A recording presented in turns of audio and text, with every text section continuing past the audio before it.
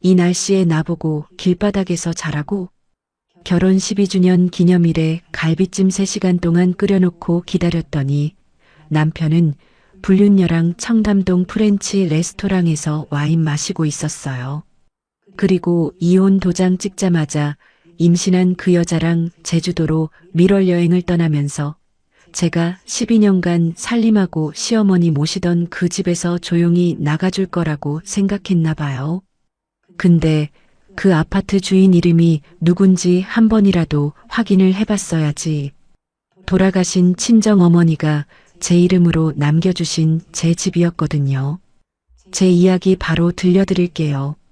결혼 12주년 기념일이었습니다. 저는 아침부터 장을 봐서 태훈이가 좋아하는 갈비찜을 준비했어요. 양념장을 3번이나 다시 만들고 간을 맞추고 3시간 넘게 불 앞에 서 있었죠. 식탁 위에는 작은 딸기 케이크도 하나 올려놓았습니다. 시어머니 오복순 여사가 부엌으로 들어오시더니 케이크를 힐끗 보셨어요. 뭐야 이건? 오늘 결혼기념일이에요, 어머니. 태훈이가 좋아할 것 같아서요. 오복순 여사가 코웃음을 치시며 냉장고에서 물을 꺼내셨습니다. 기념일이면 뭐하냐? 사장이 바쁜 사람인데. 쓸데없이 케이크나 사놓고. 저는 대답하지 않고 식탁 위 접시를 다시 한번 정리했습니다. 손끝에 힘이 들어갔지만 얼굴에는 아무 표정도 만들지 않았어요. 저녁 7시가 지나고 8시가 지나고 9시가 넘었습니다. 태훈이에게서 문자가 왔어요. 회식 길어진다. 먼저 자. 딱 그 한 줄이었습니다. 저는 갈비찜 위에 씌운 랩을 다시 고쳐 씌우고 케이크를 냉장고에 넣었어요. 오복순 여사가 안방 문을 열며 한마디 던지셨습니다. 그것 봐라. 내가 뭘 했어. 괜히 차려놓고 혼자 바보짓. 안방 문이 닫히는 소리를 들으며 저는 식탁 앞에 한참을 앉아 있었습니다. 새벽 2시가 넘도록 현관 비밀번호 누르는 소리는 들리지 않았어요. 다음 날 아침 태훈이는 어느 틈에 들어왔는지 침대에서 자고 있었습니다. 저는 태훈이 양복을 가져다 옷걸이에 걸려고 들었는데 주머니에서 종이 한 장이 떨어졌어요.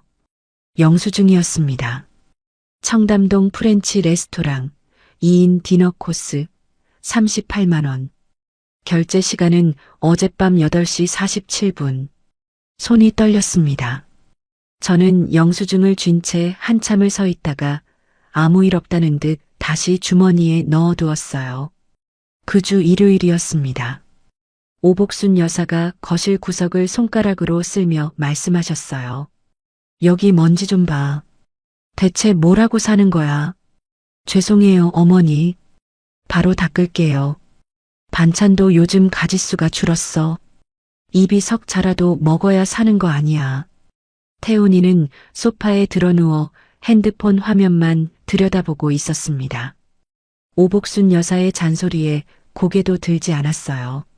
엄마 말이 맞아. 서진아, 좀 신경 써. 저는 걸레를 들고 구석을 닦으며 깨달았습니다. 12년 동안 이 풍경은 단 한 번도 변한 적이 없다는 거리요. 며칠 뒤 태훈이가 출근하고 오복순 여사가 경로당에 가신 오후였습니다. 저는 지하 주차장으로 내려갔어요. 태훈이 차에 블랙박스 메모리 카드를 빼서 노트북에 꽂았습니다. 화면 속 조수석에 젊은 여자가 앉아 있었어요. 긴 생머리에 하얀 원피스를 입은 여자가 태훈이 어깨에 머리를 기대고 있었습니다. 오빠, 우리 아기 태명 뭐로 할까? 네가 정해. 뭘 해도 예쁠 거야. 여자가 까르르 웃는 소리가 차 안가득 퍼졌습니다. 저는 노트북 화면을 멈추고 뚜껑을 닫았어요. 손가락 끝이 차갑게 저려왔습니다.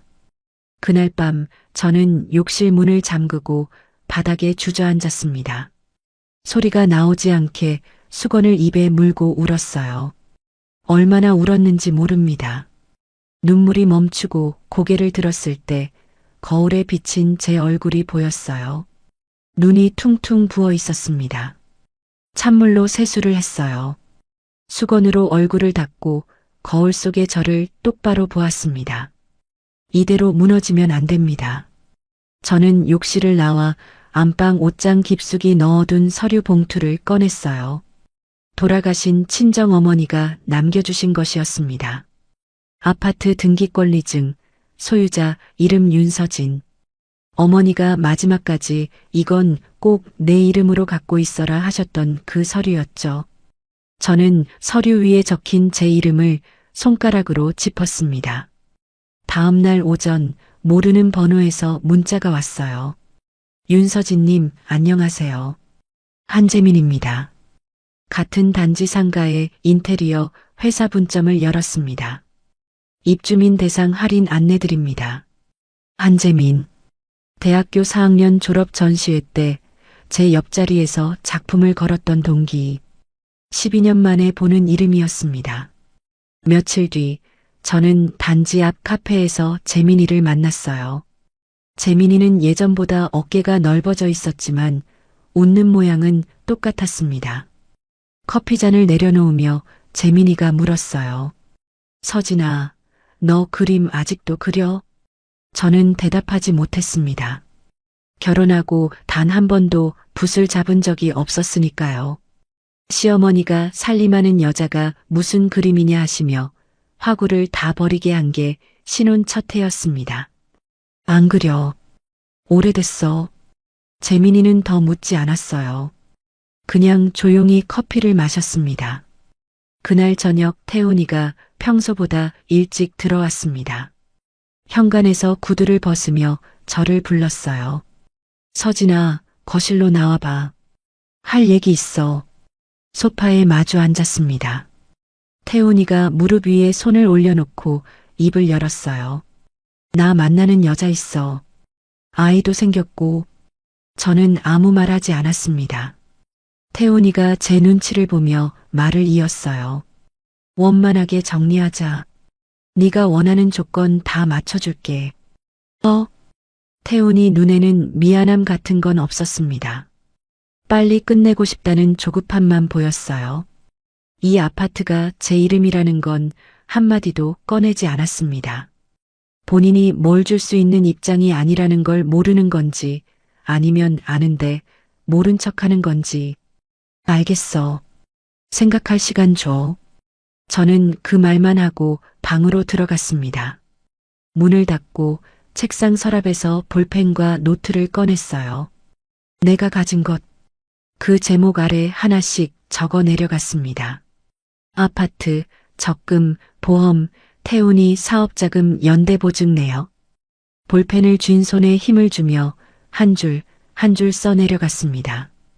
다음 날 아침 저는 평소처럼 밥을 차렸습니다. 된장찌개에 계란말이, 김치, 멸치볶음까지 4가지 반찬을 식탁에 올렸어요. 태훈이는 아무 일 없다는 듯 숟가락을 들었습니다. 나 오늘 좀 늦을 수도 있어. 알겠어. 태훈이가 현관문을 나서고 30분 뒤 오복순 여사도 경로당에 가셨습니다.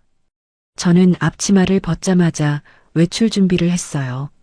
집에서 2블록 떨어진 법무사 사무실 문을 열고 들어갔습니다. 접수대 너머로 안경 쓴 중년 남자가 고개를 들었어요. 어떤 일로 오셨습니까? 이혼 절차랑 재산 문제 상담받으러 왔습니다. 상담실에 마주 앉아 서류를 펼쳐 보여드렸습니다. 법무사가 등기권리증과 증여계약서를 번갈아 보더니 고개를 끄덕였어요. 이 아파트는 혼인 전에 어머님한테 증여받으신 거니까 윤서진님 고유 재산입니다. 이혼해도 나눠줄 필요 없어요. 그 순간 어머니 목소리가 귓가에 울렸습니다. 서진아, 이건 꼭 내 이름으로 갖고 있어라. 무슨 일이 있어도. 돌아가시기 전 해주신 그 말씀이 이런 뜻이었던 거죠. 그리고 연대보증권은요. 이혼 성립되면 해지 요청 넣으시면 됩니다. 은행에서 채무자 재평가 들어가겠지만 그건 남편분이 알아서 하실 문제고요.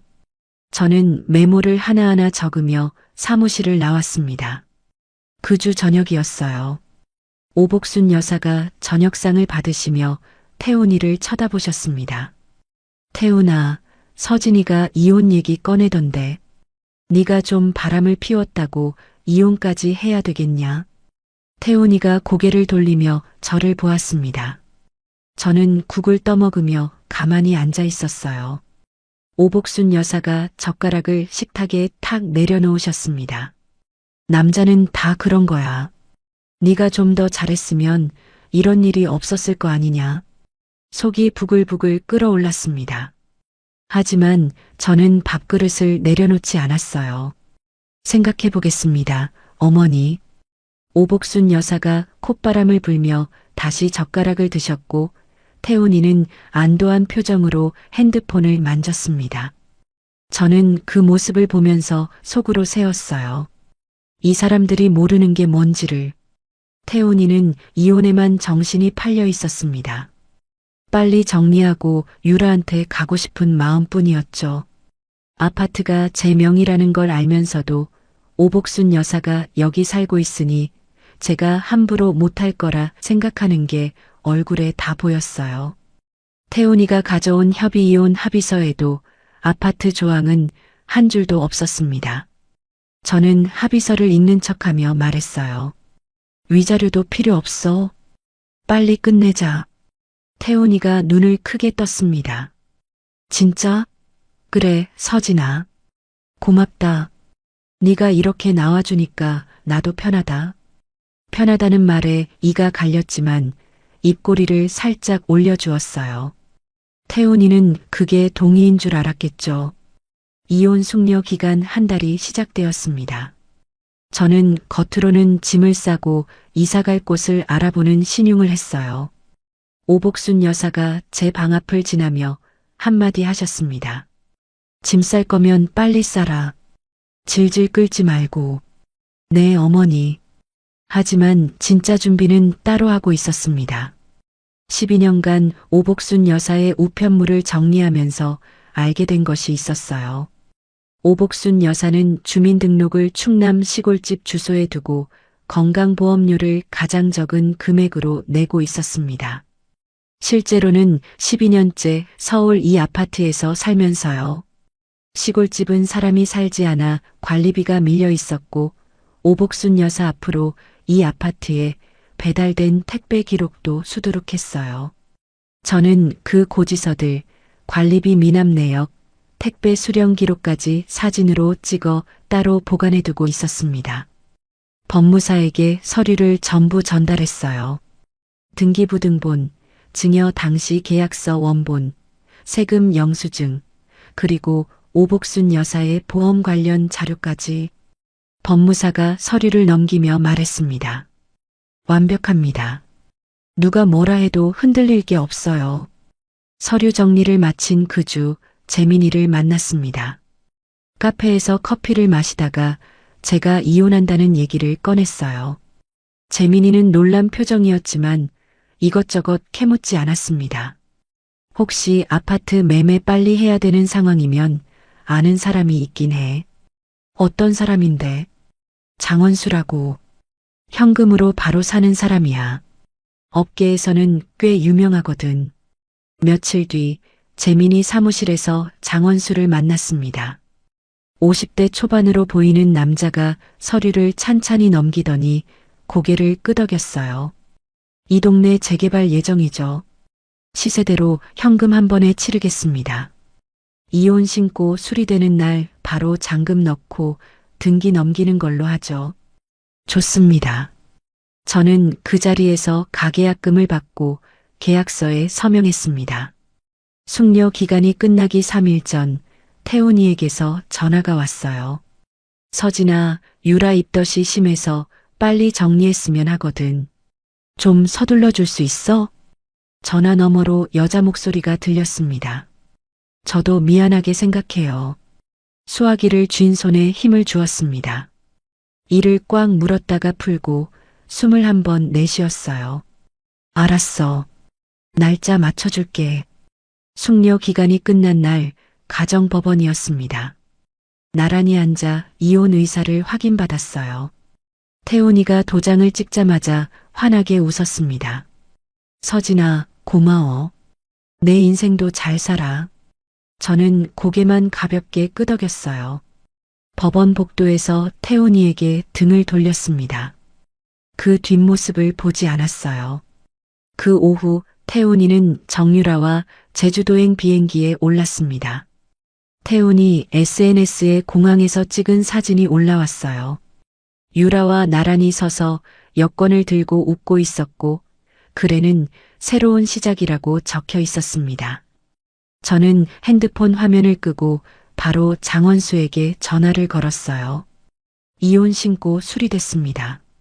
예정대로 진행해 주세요. 알겠습니다. 내일 오전에 잔금 넣고 바로 등기 접수합니다. 전화를 끊고 핸드폰을 테이블 위에 놓았습니다. 저는 미리 빼둔 캐리어 옆에 서서 오피스텔 창밖을 바라보았어요. 해가 지고 있었습니다. 다음 날 오전 10시 핸드폰에 문자가 하나 떴습니다. 잔금 입금 확인 문자였어요. 저는 원룸 오피스텔 바닥에 앉아 그 숫자를 한참 들여다보았습니다.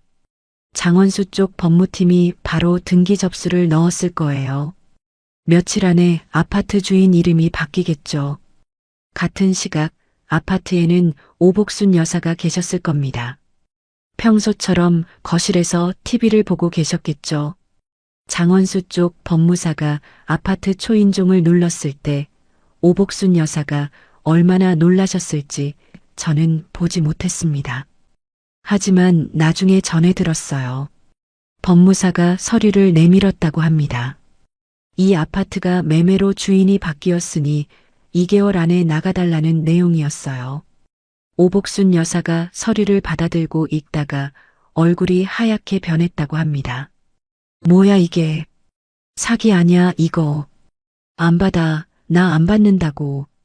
법무사 얼굴에다 서류를 던지고 현관문을 쾅 닫아버리셨다더군요. 하지만 서류가 전달된 건 전달된 거였습니다. 오복순 여사가 바로 태훈이에게 전화를 걸었겠죠. 제주도 호텔 수영장 옆에서 칵테일을 마시고 있었을 태훈이, 선베드에 누워 유라 옆에서 느긋하게 웃고 있었을 태훈이, 전화를 받은 태훈이가 처음에는 무슨 소리냐며 웃었을 거예요. 그러다 직접 인터넷으로 등기를 확인했겠죠. 소유자란에 이전 접수가 되어 있는 걸 보는 순간 태훈이가 벌떡 일어났을 겁니다. 그 시각부터 제 핸드폰이 울리기 시작했습니다. 진동이 멈추지 않았어요. 태훈이, 오복순 여사, 그리고 태훈이 여동생 강수진이까지. 저는 책상 위에 핸드폰을 올려놓고 그냥 바라보았습니다. 부재중 10통, 20통, 30통. 핸드폰이 쉴 새 없이 떨렸어요. 책상 위에서 핸드폰이 조금씩 밀려나갈 정도였습니다. 50통, 60통, 70통, 단 한 통도 받지 않았습니다. 문자도 쏟아졌어요. 태훈이가 보낸 첫 번째 문자는 이랬습니다. 이게 무슨 짓이야? 당장 전화해. 두 번째, 서진아, 제발 통화 좀 하자. 세 번째, 너 지금 어디야? 제발. 그리고 마지막, 이 날씨에 나보고 길바닥에서 자라고? 저는 그 마지막 문자를 읽으며 입꼬리가 올라가는 걸 느꼈습니다. 12년 동안 제가 길바닥 같은 심정으로 살았던 건 생각도 못하겠죠. 태훈이는 밀월 여행을 이틀이나 남겨두고 제주공항으로 달려갔습니다. 택시 안에서 유라가 울먹이며 매달렸다더군요. 오빠, 나는 여기 혼자 두고 가는 거야? 지금 집이 날아갔는데 여행이 문제냐? 입 좀 다물어. 유라 얼굴이 굳었을 거예요. 태훈이한테 그런 말을 들은 게 처음이었을 테니까요. 그렇게 두 사람 사이에 첫 번째 금이 갔습니다. 서울에 도착한 태훈이가 아파트로 뛰어갔지만 오복순 여사는 현관문을 잠근 채 나오지 않으셨어요. 안에서 뭐라 소리치시는 게 복도까지 들렸다더군요. 태훈이는 법무사를 찾아갔습니다. 매매를 무효로 만들 수 없냐고 따졌겠죠. 법무사가 뭐라고 했을까요? 저는 답을 이미 알고 있었습니다. 아파트는 제가 결혼 전에 어머니한테 받은 제 재산이고 이혼이 정식으로 끝난 다음에 판 거니까 아무 문제가 없다는 얘기를 들었겠죠. 태훈이가 법무사 사무실 의자에 풀썩 주저앉는 모습이 눈에 보이는 것 같았습니다. 자기가 뭘 놓쳤는지 그제야 깨달았겠죠. 이혼 합의서에 아파트 조항을 넣지 않은 건 자기였으니까요. 위자료도 필요 없다는 제 말을 곧이곧대로 받아들인 것도 자기였고요. 저는 오피스텔 창문을 열었습니다. 바깥 공기가 차가웠어요. 깊이 들이마시니 폐가 시렸습니다. 그날 저녁 강수진에게서 전화가 또 왔어요. 저는 잠시 망설이다가 이번에는 받았습니다. 서진 씨, 나 수진이야. 수진이 목소리가 떨리고 있었어요. 아무리 그래도 어머니까지 길에 나앉게 하면 사람이냐? 12년을 같이 살았잖아. 저는 창밖을 보며 대답했습니다. 12년간 저는 사람 취급도 못 받았습니다.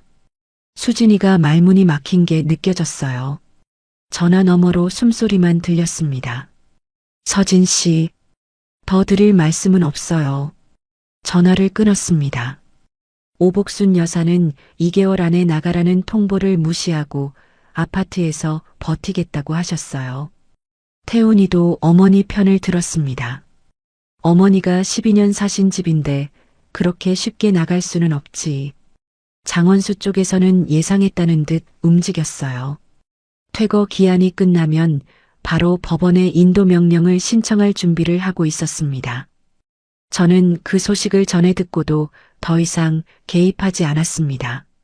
아파트는 이미 제 손을 떠났어요. 이제부터는 장원수와 오복순 여사 사이의 문제였죠. 그날 밤 저는 오피스텔 좁은 부엌에서 라면 하나를 끓여 먹었습니다. 냄비째 식탁에 올려놓고 후루룩 먹었어요. 60평 아파트에서 매일 4가지 반찬에 국까지 끓이던 저였는데 라면 한 그릇이 이렇게 편할 수가 없었습니다. 누구 눈치도 보지 않아도 됐어요. 반찬 가짓수가 적다는 소리를 들을 일도 구석에 먼지가 있다는 잔소리를 들을 일도 없었습니다. 라면 국물을 마지막까지 마시고 냄비를 씻어 엎어 놓았어요. 작은 창문 너머로 도시의 불빛들이 보였습니다. 저는 그 불빛을 보며 생각했어요. 내일부터 뭘 하며 살지. 그때 핸드폰에 문자가 하나 왔습니다. 재민이었어요. 서진아, 다 잘 됐어? 혹시 시간 되면 이번 주에 커피 한잔 하자. 얘기할 게 있어. 저는 문자를 읽고 짧게 답장을 보냈습니다. 좋아. 목요일 어때? 핸드폰을 내려놓고 이불을 폈어요. 좁은 원룸이었지만 12년 만에 처음으로 온전히 저만의 공간이었습니다.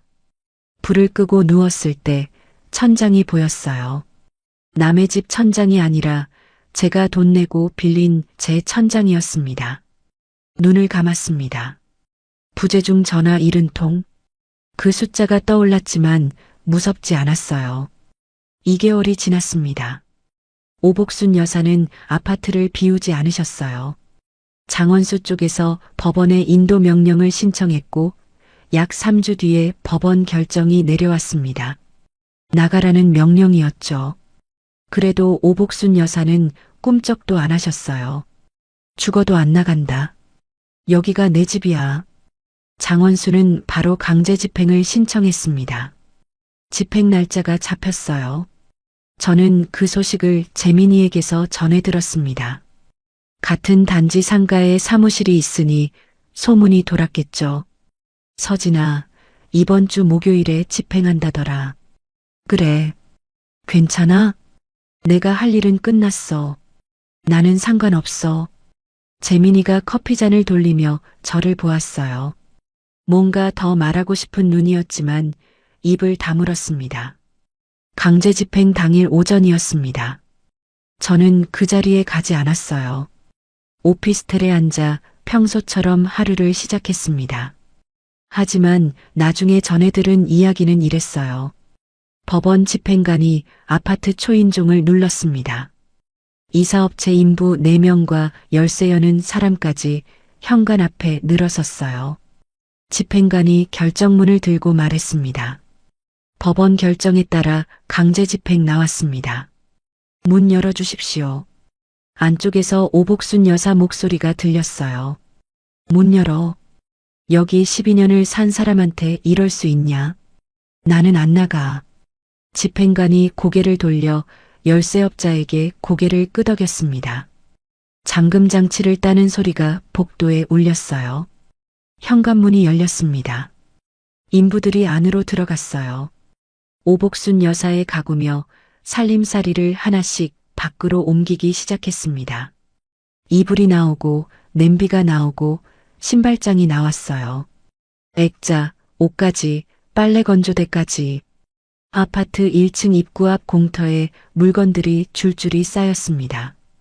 같은 동 주민들이 베란다에서 내려다보았어요. 산책 나온 이웃들이 발걸음을 멈추고 수군거렸습니다. 저거 503호 아니야? 할머니 혼자 사셨잖아. 무슨 일이래? 집을 팔았다나 봐. 며느리가. 오복순 여사가 물건 더미 옆에 주저앉으셨습니다. 주름진 얼굴에 눈물이 줄줄 흘렀어요. 두 손으로 땅바닥을 치며 울음을 터뜨리셨습니다. 서진이가 이럴 수가. 그년이 이럴 수가. 내가 12년을 키워줬는데. 강수진이 연락받고 택시를 타고 달려왔어요. 어머니를 부축하며 일으키려 했지만 오복순 여사는 바닥에서 일어나지 않으셨습니다. 동네 사람들의 시선이 사방에서 쏟아지는 가운데 수진이가 겨우 어머니를 택시에 태웠어요. 수진이 집으로 향하는 택시 안에서도 오복순 여사의 울음소리가 새어나왔다더군요. 태훈이는 현장에 오지도 못했습니다. 회사 일로 빠져나올 수 없었던 거죠. 전화로 상황을 전해 듣고 원룸에서 벽을 주먹으로 내리쳤다고 합니다. 저는 그날 오후 재민이를 만났습니다. 오피스텔 근처 카페에 앉았어요. 재민이는 아무것도 묻지 않았습니다. 커피를 한 모금 마시더니 느닷없이 말했어요. 너 혹시 다시 뭔가 해보고 싶은 거 없어? 뭔가라니. 일이든 취미든 뭐든. 저는 커피잔을 감싸쥐고 한참을 생각했습니다. 입 밖에 꺼내본 적 없는 말이 목구멍까지 올라왔어요. 망설이다가 겨우 내뱉었습니다. 사실 인테리어 소품 쪽에 관심이 있었어. 예전부터. 재민이가 고개를 끄덕였어요. 놀라지도 않고 웃지도 않았습니다. 우리 회사에서 소형 오피스텔 모델룸 하나 맡았거든. 거기 소품 스타일링 보조해볼 생각 없어? 나는 경력도 없고 12년간 살림만 했는데. 재민이가 커피잔을 내려놓으며 저를 똑바로 보았습니다. 그래서 네가 적임자야. 진짜 사람이 사는 공간을 아는 사람이 필요하거든. 가슴 한쪽이 뜨거워지는 걸 느꼈어요. 말로 설명할 수 없는 무언가가 가슴팍에서 퍼져나갔습니다. 저는 고개를 숙여 커피를 마시는 척하며 눈가가 젖는 걸 감추었어요. 생각해 볼게. 응. 천천히. 그 무렵 태훈이 쪽에서는 일이 꼬이기 시작하고 있었습니다. 제가 이혼 후 은행에 연대보증 해지를 요청하면서 은행 측에서 태훈이 회사의 신용 상태를 다시 들여다보기 시작한 거예요. 거기서 태훈이 회사가 3년째 적자였다는 게 드러났습니다. 은행은 추가 담보를 내놓든지 다른 보증인을 세우라고 요구했어요. 거기에 더해서 제가 보관해 두었던 오복순 여사의 보험료 관련 자료를 건강보험공단하고 국세청에 보냈습니다. 오복순 여사의 보험료 추징이 시작되었고 태훈이 회사의 세금 문제까지 조사가 들어갔어요. 태훈이가 유라에게 말했다더군요. 유라야, 지금 급해. 내 전세 보증금 좀 빼서 회사에 넣어야 돼. 유라가 처음으로 나를 세웠습니다. 왜 내 돈까지 넣어야 되는데? 오빠 회사잖아. 지금 같이 사는 사이인데 그게 내 돈이냐? 같이 사는 거랑 내 전세금 빼는 거랑 무슨 상관이야? 나 임신한 거 잊었어? 두 사람 사이의 온도가 급격히 내려갔습니다. 그리고 태훈이 회사 격리 후 이미 장부를 정리하다가 뭔가를 발견했어요. 유라가 일하던 시절에 회사 법인카드를 개인 명품 사는데 수백만 원이나 썼던 흔적이었습니다. 후임이 태훈이에게 조심스럽게 보고했어요. 사장님, 유라 씨 재직할 때 카드 사용 내역이 좀 이상해서요. 그리고 그때 유독 자주 만나던 외부 거래처 분이 한 명 있었는데 업무 미팅은 아니었던 것 같아요. 태훈이가 유라에게 카드 내역을 들이밀었습니다. 이게 뭐야? 설명해봐. 유라가 머리카락을 귀 뒤로 넘기며 대답했어요. 그때 오빠가 다 쓰라고 했잖아. 경비로 처리하라고 했으면서 백화점에서 가방을 사? 그게 경비야? 오빠가 모른 척 했으면서 지금 와서 따지는 거야? 그리고 그 거래처 남자는 뭐야? 뭔 사이였어? 유라 얼굴이 굳었어요. 태훈이가 한 발 다가서며 유라의 배를 가리켰습니다. 이 아이가 진짜 내 아이 맞아? 유라가 태훈이 뺨을 때렸습니다. 미쳤어? 진짜 미쳤어. 대답을 안 하네. 왜 대답을 못해? 유라가 소리를 질렀어요. 태훈이도 소리를 질렀고요. 좁은 원룸에서 두 사람의 고함이 벽을 타고 울렸을 겁니다. 저는 그날 밤 작업실 도면을 그리고 있었습니다. 재민이가 보내준 모델룸 평면도 위에 소품 배치를 구상하며 연필을 움직였어요. 조용한 오피스텔에 연필 긁는 소리만 가득했습니다. 제 세상은 고요했어요. 오피스텔 작은 책상 위에 종이가 수북이 쌓여 있었습니다. 사업계획서를 쓰고 있었어요. 재민이가 소상공인 창업 지원 프로그램을 알려줬거든요. 서류 마감이 일주일 앞이었습니다. 새벽 2시까지 시장 조사를 하고 브랜드 방향을 잡고 예상 수익을 계산했어요. 볼펜을 쥔 손이 떨렸습니다. 글씨가 삐뚤빼뚤해졌어요. 손목을 털고 다시 잡았습니다. 이걸 해내면 더 이상 누구한테 기대지 않아도 됩니다. 그 생각 하나로 버텼어요. 마감 전날 저녁 현관 비밀번호 소리가 울렸습니다. 재민이었어요. 한 손에 커피, 다른 손에 편의점 샌드위치를 들고 서 있었습니다. 밥은 먹었어? 아까 라면 먹었어. 그게 밥이냐? 재민이가 샌드위치를 책상 위에 놓고 옆 의자를 당겨 앉았어요. 좁은 원룸에 두 사람이 나란히 앉으니 어깨가 닿을 것 같았습니다. 재민이가 사업계획서를 읽기 시작했어요. 한 장 한 장 넘기면서 볼펜으로 줄을 긋고 빈 곳에 메모를 적었습니다. 여기 시장 규모 부분 좀 더 구체적으로 쓰면 좋겠다. 숫자가 있으면 설득력이 올라가거든. 이 부분은? 이건 좋아. 생활자 시선이라는 컨셉이 확실히 드러나니까 그대로 가. 2시간을 함께 고쳤습니다. 재민이가 마지막 페이지를 덮으며 말했어요. 잘하고 있어. 저는 그 말에 잠시 멈칫했습니다. 재민이 얼굴을 보았어요. 진심이 담긴 눈이었습니다. 가슴이 흔들렸지만 저는 고개를 돌려 커피를 마셨어요. 지금은 이런 감정에 빠질 때가 아니었습니다. 면접 당일 아침 저는 생애 처음으로 정장을 입었습니다. 거울 앞에서 블라우스 단추를 끼우는데 손가락이 말을 듣지 않았어요. 3번째 만에 겨우 잠그고 머리를 단정하게 묶었습니다. 심사위원이 3명 앉아 있었어요. 저는 노트북을 열고 발표를 시작했습니다. 안녕하십니까? 인테리어 소품 브랜드를 준비하고 있는 윤서진입니다. 목소리가 떨렸습니다. 자료를 넘기다가 순서를 한번 틀렸어요. 얼굴이 화끈거렸지만 멈추지 않고 이어갔습니다. 가운데 앉은 중년 여성 심사위원이 고개를 갸웃하며 물었어요. 이 모델룸 사진은 직접 스타일링하신 건가요? 네, 제가 직접 소품을 선정하고 배치했습니다. 인상적이네요. 생활하는 사람의 시선이 느껴져요. 전문 디자이너들한테서는 잘 안 나오는 감각인데 가슴이 두근거렸습니다. 면접이 끝나고 건물 밖으로 나왔어요. 벤치에 주저앉아 하늘을 올려다보았습니다.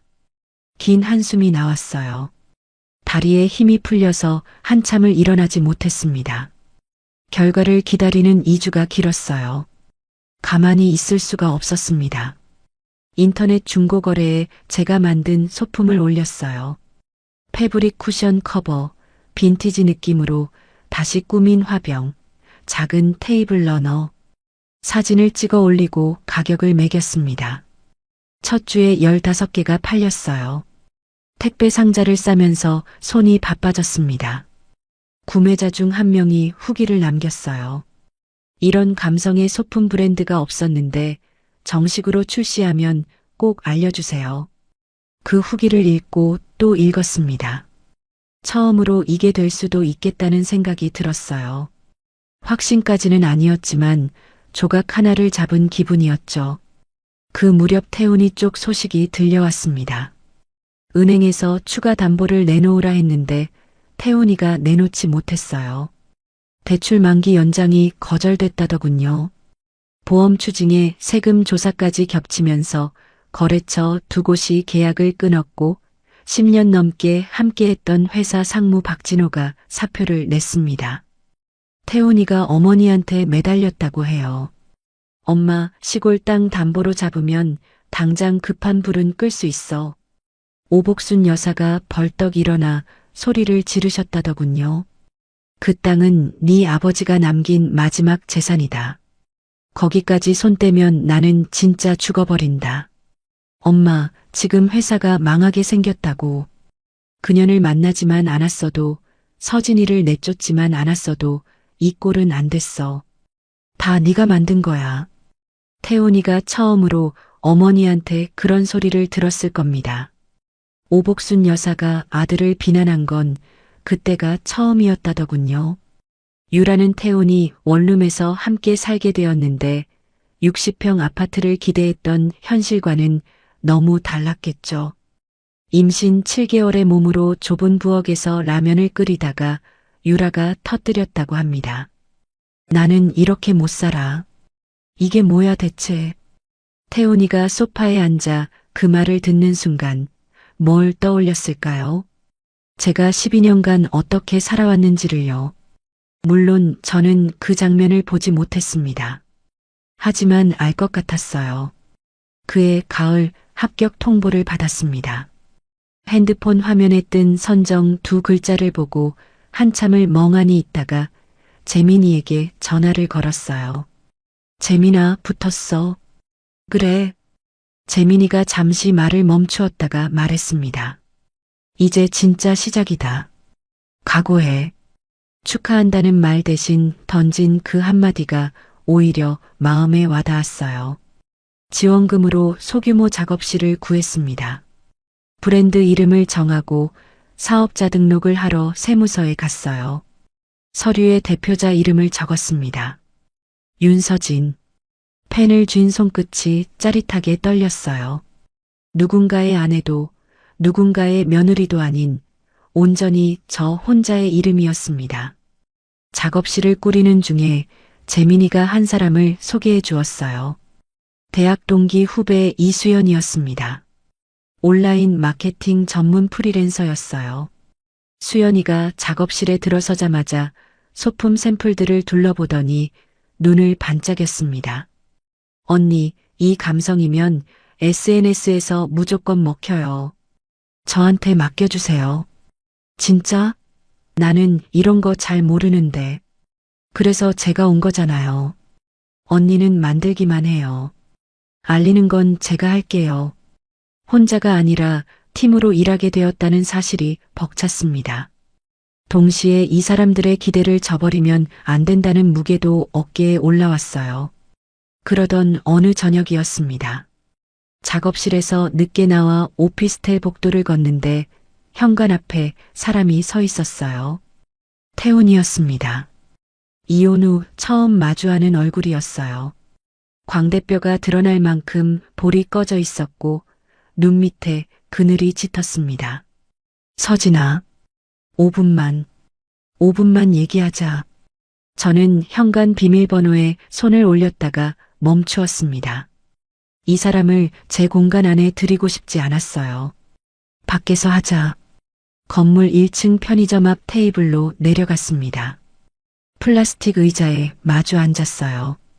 태훈이가 두 손을 깍지 끼며 입을 열었습니다. 태훈이가 깍지 낀 손을 풀었다 쥐었다 반복하며 말을 꺼냈습니다. 회사가 어려워. 은행에서 담보를 더 내놓으래. 보증해지 요청 철회해 줄 수 없겠냐? 저는 플라스틱 의자 등받이에 등을 기대고 태훈이 얼굴을 보았어요. 수척한 볼, 갈라진 입술, 초점 없는 눈. 12년 전 신혼 때 모습은 어디에도 없었습니다. 다시 한 번만 도와줘. 이번 한 번만. 그 말을 몇 번이나 들었는지 모릅니다. 사업 시작할 때도, 대출 늘릴 때도, 거래처에 밀릴 때도 언제나 이번 한 번만이었죠. 저는 잠시 입을 다물고 편의점 유리창 너머를 보았어요. 안에서 알바생이 삼각김밥을 진열하고 있었습니다. 평범한 저녁 풍경이었어요. 태훈 씨, 태훈이가 고개를 들었습니다. 제가 이름 뒤에 씨를 붙인 걸 알아챈 눈이었어요. 나는 이제 더 이상 당신 안전망 아니야. 태훈이 입이 벌어졌습니다. 뭔가 더 말하려는 게 보였어요. 하지만 저는 의자에서 일어났습니다. 잘 살아. 뒤를 돌아보지 않았어요. 편의점 유리문에 태훈이의 구부정한 등이 비쳤지만 발걸음을 멈추지 않았습니다. 오피스텔 엘리베이터를 타고 복도를 걷고 현관 비밀번호를 눌렀어요. 문을 닫자마자 그 자리에 주저앉았습니다. 울음이 터졌어요. 소리를 죽이지 않고 울었습니다. 미련 때문이 아니었어요. 12년이라는 세월을 통째로 놓아주는 게 이렇게 무거운 건지 몰랐습니다. 함께 먹었던 밥, 나란히 누웠던 밤, 아무 대답 없이 삼켰던 수천 번의 참음. 그것들이 한꺼번에 빠져나가는 느낌이었어요. 얼마나 울었는지 모릅니다. 눈물이 멈추고 나서 세수를 했어요. 수건으로 얼굴을 닦고 작업실 도면 앞에 앉았습니다. 연필을 쥐었어요. 손이 아직 떨렸지만 선을 그었습니다. 그의 겨울이었습니다. 브랜드 런칭을 2주 앞두고 저와 수연이는 첫 번째 컬렉션 촬영을 했어요. 재민이 회사가 시공한 빈티지풍 카페를 빌렸습니다. 제가 직접 디자인한 패브릭 쿠션, 도자기 화병, 핸드메이드 캔들을 공간에 하나씩 배치했어요. 수연이가 카메라 앵글을 잡으며 말했습니다. 언니, 왼쪽 쿠션 조금만 기울여 봐요. 빛이 더 예쁘게 들어올 것 같아. 이 정도? 완벽해요. 셔터 소리가 울릴 때마다 가슴이 뛰었어요. 이것이 진짜 제 이름으로 된 첫 번째 작품이었습니다. 누가 시켜서 한 게 아니라 제가 생각하고, 제가 만들고, 제가 배치한 것들이었어요. 촬영 중간에 재민이가 현장에 들렀습니다. 말없이 조명 세팅을 도와주었어요. 삼각대 높이를 맞추고 반사판 각도를 잡아주었습니다.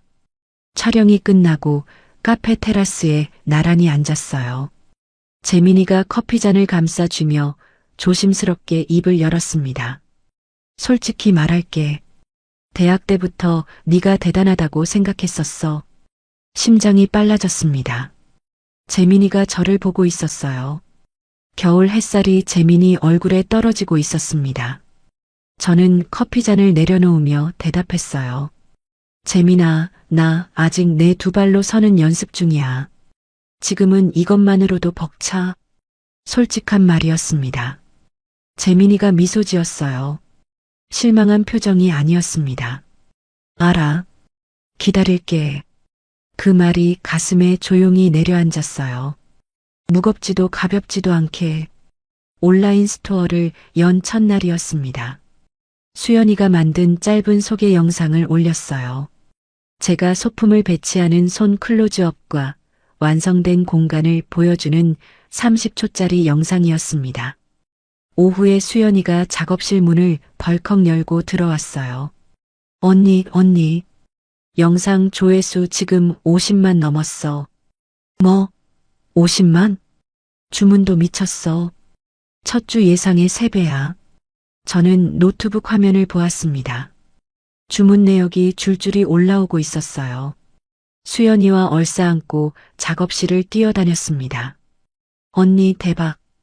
대박이야. 진짜야? 이게 진짜 우리한테 일어나고 있는 거야?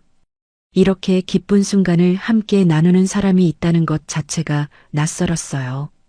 동시에 감사했습니다. 이듬해 봄이었습니다. 사업이 조금씩 자리를 잡아가던 어느 날 모르는 번호로 전화가 왔어요. 받았더니 뜻밖의 목소리였습니다. 저 정유라예요. 윤서진 씨 맞으시죠? 유라였습니다.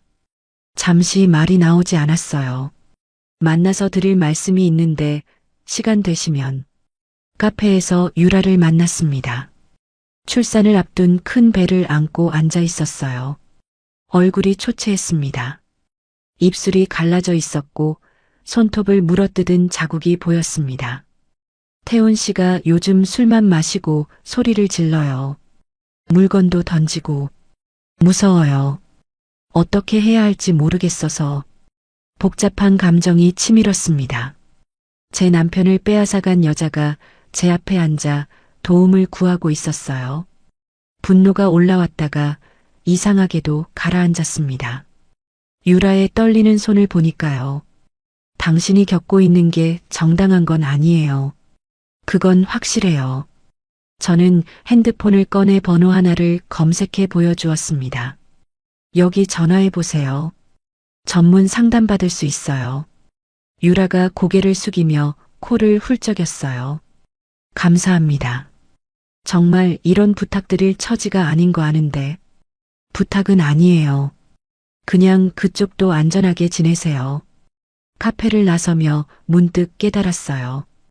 유라에 대한 감정이 달라져 있다는 걸요. 처음에는 원망과 분노뿐이었는데 지금은 그 자리에 묘한 연민이 있었습니다. 태훈이라는 남자가 여자를 대하는 방식은 상대가 바뀌어도 결국 똑같았어요.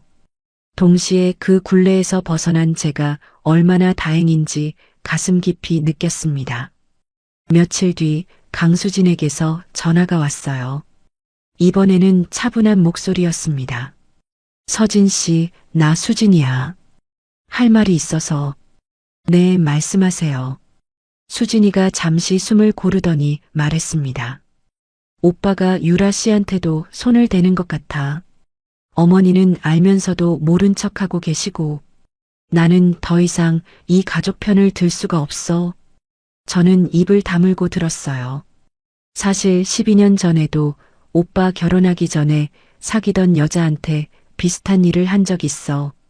그때도 어머니가 덮었어. 전화를 끊고 한동안 벽을 바라보았습니다. 12년 전부터였다는 말이 머릿속에서 맴돌았어요. 제가 처음이 아니었고 유라도 처음이 아니었던 거죠. 고개를 돌려 작업대를 보았습니다. 내일 포장해야 할 주문 상자들이 쌓여 있었어요. 저는 의자에서 일어나 테이프 커터를 집어들었습니다. 상자 하나를 접고 소품을 넣고 완충제를 채우고 봉했어요. 하나, 둘, 셋.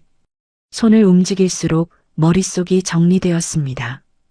유라가 떠나고 2주 뒤 태훈이 회사가 부도 처리되었습니다. 직원들 월급이 밀린 게 신고가 들어갔고 사업자 신용은 바닥이 났어요. 오복순 여사의 보험료 문제와 세금 조사 결과까지 나오면서 추징금 통보가 떨어졌습니다. 태훈이가 10년간 쌓아왔다고 믿었던 것들이 전부 모래 위에 서 있었던 거예요. 제 보증과 어머니의 유산 위에 올려놓은 것들이었죠. 오복순 여사가 결국 시골 땅을 파셨습니다. 밀린 직원 월급 일부와 추징금을 해결하셨어요. 마지막 재산이었습니다. 그 뒤로 건강이 급격히 나빠지셔서 수진이 집에서 병원을 오가는 신세가 되셨다더군요. 병실에서 오복순 여사가 태훈이에게 말씀하셨다고 해요. 네 아버지가 보면 뭐라 하겠냐. 힘없는 목소리에 눈물만 흘리셨다고 합니다. 태훈이가 어머니 앞에서 처음으로 고개를 숙였대요. 잘못했어, 엄마. 다 내 잘못이야. 저는 그 소식을 듣고도 아무것도 하지 않았습니다. 할 수 있는 것도 해야 할 것도 없었어요. 그 무렵 저는 두 번째 컬렉션을 준비하면서 처음으로 오프라인 팝업 스토어를 기획하고 있었습니다. 성수동의 작은 공간을 빌려서 공간 디자인부터 동선까지 직접 그렸어요. 수연이가 작업실에서 제 도면을 보더니 눈이 커졌습니다. 언니, 반년 전에 사업 계획 썼으면서 손 떨던 사람 맞아요? 나도 모르겠어. 맞나? 확실히 달라졌어요. 선이 안 흔들려요. 팝업 스토어 오픈 전날 밤이었습니다. 재민이가 도우러 왔어요. 둘이서 밤늦게까지 선반을 조립하고 소품을 배치했습니다. 나사를 돌리고 수평을 잡고 위치를 바꾸고 끝나니 자정이 넘어 있었어요. 작업실 바닥에 나란히 앉아 컵라면을 먹었습니다. 재민이가 면을 후루룩 넘기며 말했어요. 솔직히 너 이혼했다고 들었을 때 걱정 많이 했다. 걱정? 근데 지금 보면 내가 걱정할 사람이 아니었어. 덕분이야. 재민이가 고개를 저었습니다. 젓가락으로 허공을 가리키며 단호하게 말했어요. 나는 기회를 줬을 뿐이야. 한 건 전부 너야. 컵라면 국물을 마시며 그 말을 곱씹었습니다. 따뜻한 국물이 목을 타고 내려가면서 눈시울이 뜨거워졌지만 울지 않았어요. 팝업 스토어 오픈 당일이었습니다. 예상보다 사람이 많이 왔어요. SNS를 보고 찾아온 젊은 여성 고객들이 소품을 하나하나 집어들며 반응을 보였습니다. 이거 진짜 예쁘다. 집에 놓으면 분위기 완전 달라질 것 같아요. 일상이 예뻐지는 느낌이에요. 저는 손님 한 분 한 분에게 소품의 이야기를 들려드렸어요. 이 화병은 어떤 생각으로 만들었는지, 이 쿠션은 어디에 놓으면 좋은지, 제가 만든 물건이 누군가의 일상에 들어간다는 사실에 가슴이 벅찼습니다. 마지막 날 오후였어요. 매장 입구에 낯익은 얼굴이 보였습니다. 강수진이었어요. 수진이가 매장을 천천히 둘러보았습니다. 캔들 하나를 집어들고 향을 맡으며 말했어요. 진짜 대단하다, 서진 씨. 저는 가볍게 웃었습니다. 와줘서 고마워요. 수진이가 캔들을 계산대에 올려놓으며 조심스럽게 말했어요. 오빠 요즘 많이 힘들어해. 어머니도 편찮으시고. 저를 압박하거나 부탁하는 눈은 아니었습니다. 그냥 전하는 것 같았어요. 그렇구나. 서진 씨 행복했으면 좋겠다. 수진이가 소품 봉투를 들고 돌아갔습니다. 그 뒷모습을 보며 문득 손이 멈추었어요. 태훈이에 대한 마지막 남은 감정이 뭔지 스스로에게 물었습니다. 미움은 아니었어요. 미련은 더더욱 아니었고요. 12년을 함께 보낸 사람이 무너져 내리는 것에 대한 측은함. 그게 전부였습니다. 그 감정을 부정하지 않되 그게 저를 다시 끌어들이게 두지는 않겠다고 다짐했어요. 팝업 스토어가 끝나고 얼마 지나지 않아 라이프스타일 매거진에서 연락이 왔습니다. 인터뷰를 하고 싶다고 했어요. 경력 단절 주부에서 소품 브랜드 대표가 된 사연에 관심이 있다고요. 기자가 카페에서 녹음기를 켜며 물었습니다. 이혼 후 창업까지 힘든 과정이었을 텐데요. 원동력이 뭐였나요? 저는 이혼이나 복수 이야기는 하지 않았어요. 오래 살림을 한 사람은 사물의 쓸모를 알아보는 눈이 있어요.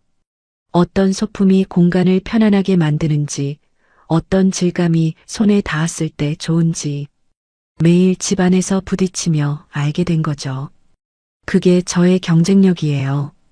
기자가 고개를 끄덕이며 펜을 움직였습니다. 기사가 나간 뒤로 주문량이 2배로 늘었어요. 태훈이도 그 기사를 봤다더군요. 온라인에서 제 브랜드를 검색하고 SNS에 올라온 작업실 사진을 들여다봤다고 합니다. 활기차게 웃는 제 얼굴을요. 태훈이가 그 화면을 얼마나 오래 보고 있었는지는 모릅니다. 다음 날 아침이었습니다. 작업실 문 앞에 사람이 서 있었어요. 구겨진 운동복에 면도도 안 한 얼굴. 태훈이었습니다. 서진아. 저는 작업실 열쇠를 쥔 채 멈추었습니다. 다시 시작할 수 없겠냐? 다 잘못했어. 한 번만 더 기회를 줘. 태훈이 눈에 절박함이 보였어요. 진심처럼 보였습니다. 하지만 저는 그 눈빛을 알고 있었어요. 12년 전 이번 한 번만 도와달라 했을 때와 똑같은 눈이었습니다. 태훈 씨, 태훈이가 한 발 다가왔어요. 진짜 반성하고 있다면 그건 나한테 할 일이 아니라 당신 스스로한테 할 일이야. 나는 당신 구명조끼가 아니야. 이제는 당신 힘으로 살아봐. 태훈이가 입을 벌렸다 다물었습니다. 한참을 서 있다가 아무 말 없이 돌아섰어요. 구부정한 등이 골목 끝으로 사라졌습니다. 가슴 한쪽이 시렸지만 발은 그 자리에 있었어요. 잠시 뒤 핸드폰이 울렸습니다. 재민이 문자였어요. 아까 작업실 앞에 누가 왔던 거 봤다. 괜찮아? 저는 엄지로 2글자를 쳤습니다. 괜찮아. 그리고 지웠다가 다시 썼어요. 진짜 괜찮아. 이번에는 정말로 괜찮았습니다. 작업실 문을 열고 들어갔어요.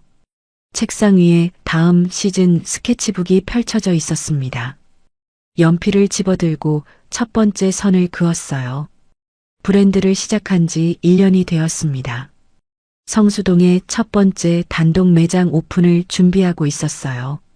수연이는 정직원이 되어 마케팅 팀장을 맡았고 파트타임 직원도 2명 뽑았습니다. 1년 반 전 오피스텔 책상에서 혼자 사업계획서를 쓰던 시절과는 비교할 수 없는 현실이었어요. 매장 오픈 전날 밤이었습니다. 직원들을 다 보내고 혼자 매장에 남았어요. 조명을 하나씩 켜보았습니다.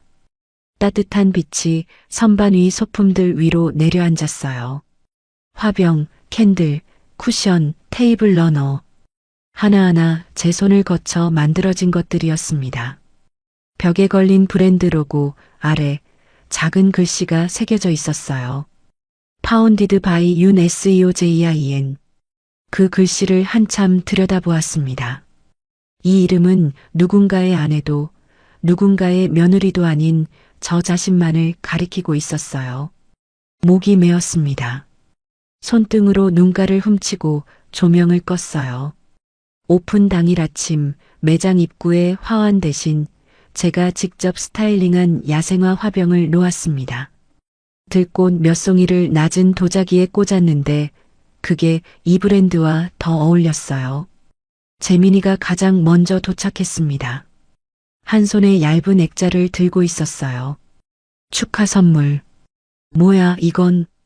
포장을 벗기니 액자 안에 수채화 한 점이 들어 있었습니다. 파란 하늘 아래 창가에 놓인 화분을 그린 그림이었어요. 저는 그 그림을 보는 순간 숨이 멎는 것 같았습니다. 이거 졸업 전시회 때 내가 그린 거잖아. 재민이가 뒷목을 긁으며 말했어요. 그때 너 몰래 사진 찍어뒀었거든. 원본은 아니고 인화한 거지만 20년 가까이 갖고 있었다. 20년을? 그냥 버리기 아까워서. 재민이가 눈을 피했습니다. 귀끝이 빨개져 있었어요. 저는 액자를 가슴에 안고 한참을 말하지 못했습니다. 잃어버렸다고 생각한 제가 사실은 어딘가에 계속 있었던 거예요. 누군가의 기억 속에, 이 그림 속에. 고마워. 진짜 고마워. 재민이가 고개를 끄덕이며 웃었어요. 사람들이 모여들기 시작했습니다.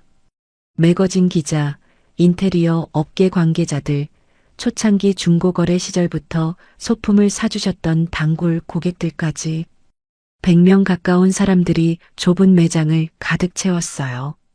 저는 그 사이를 오가며 인사를 했습니다. 악수를 하고 소품을 설명하고 사진을 찍었어요. 정신없이 움직이다가 매장 한쪽 구석에서 몰래 눈물을 훔치는 수연이를 발견했습니다. 수연아, 왜 울어? 수연이가 코를 훌쩍이며 웃었어요.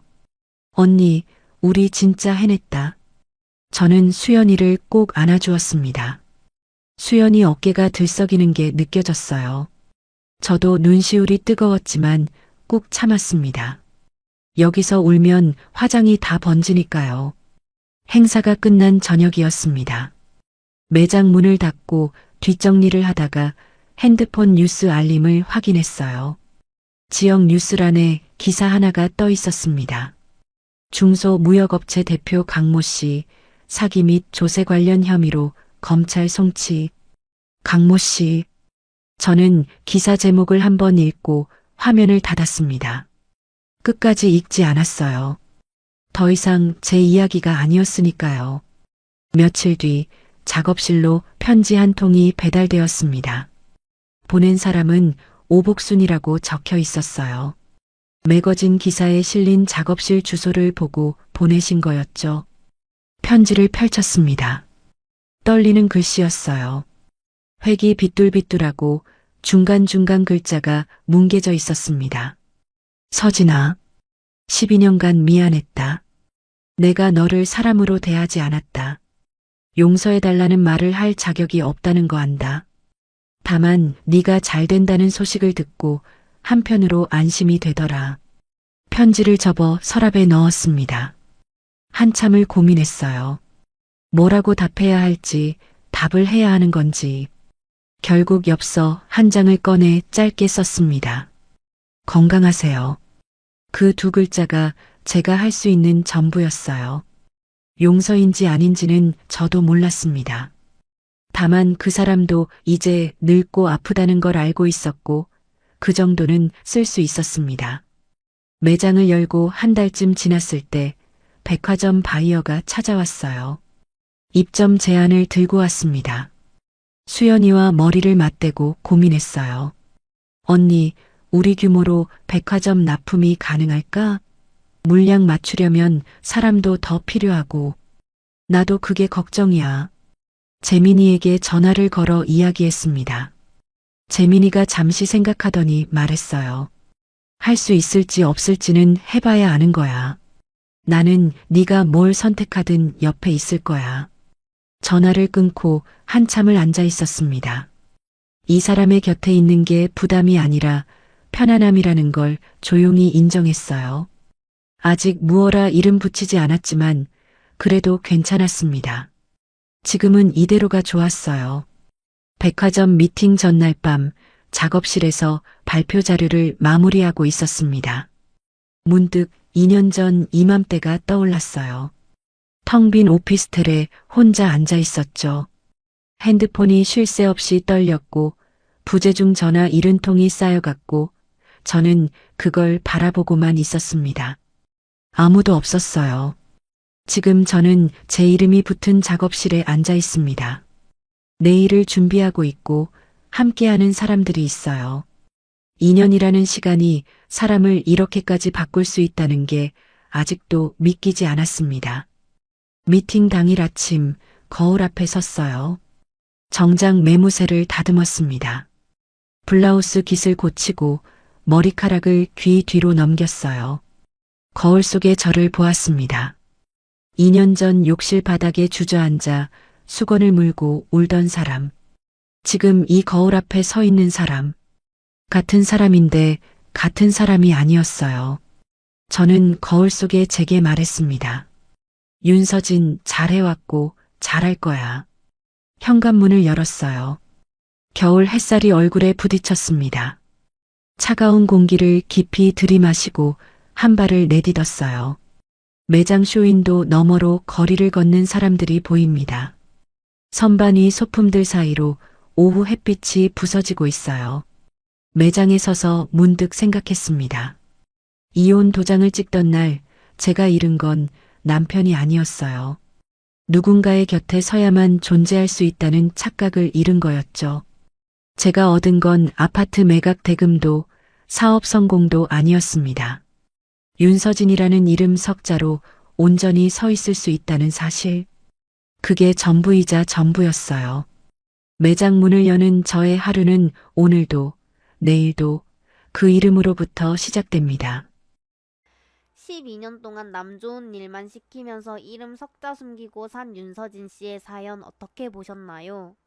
매일 밥상 차려 바치고 모진 소리 다 견디는 동안 속이 얼마나 새카맣게 타들어갔을지 참 안타깝죠. 하지만 마지막에 다 집어던지고 제 발로 걸어 나올 땐 정말 저도 가슴이 뻥 뚫렸습니다. 이건 복수가 아니에요. 원래 내 거였던 내 인생 이제야 제자리로 돌려놓은 것 뿐입니다. 여러분, 혹시 지금 누군가 눈치 보느라 자꾸 쪼그라들고 계시진 않나요? 나이 먹으면 다 참고 사는 게 그게 가정을 지키는 도리라고 하는 말. 그거 다 가스라이팅이라고 생각합니다. 참다가 내가 없어지면 그게 다 무슨 소용인가요? 이젠 참지 마세요. 내 이름으로 꼿꼿하게 사는 건 이기적인 게 아니라 너무 당연한 겁니다. 지금도 어디선가 숨죽이고 계실 분들, 여러분들도 서진 씨처럼 하실 수 있어요. 늦은 때라는 건 절대 없으니까 이제 진짜 여러분의 인생을 사셨으면 좋겠습니다. 여러분의 그 용기 있는 첫걸음을 제가 온 마음을 다해 응원할게요. 힘내세요. 오늘도 사연 들어주셔서 감사합니다.